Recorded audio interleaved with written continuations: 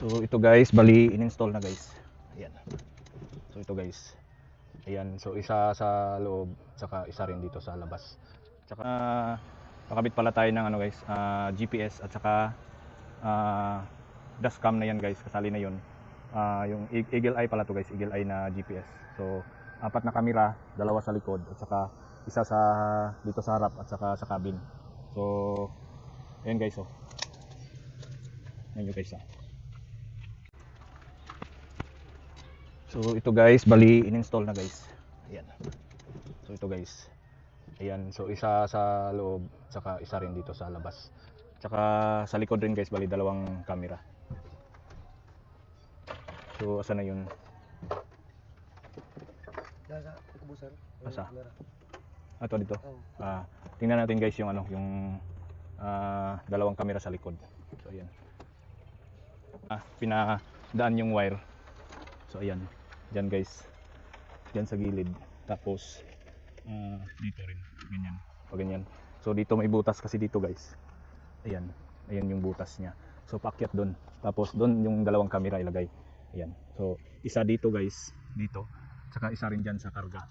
So ayan guys, yung camera, yung sa likod.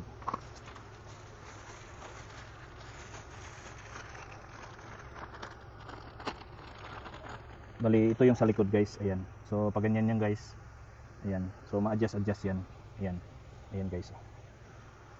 So waterproof na to guys, ito. So hindi rin siya basta-basta kahit matamaan siya guys. So hindi siya basta-basta masira kasi ito guys aluminum at saka sobrang kapal. Ayan. Ito yung sa likod guys. Bali 2 to guys. 2 sa likod. Ito yung isa. Ito rin yung isa guys.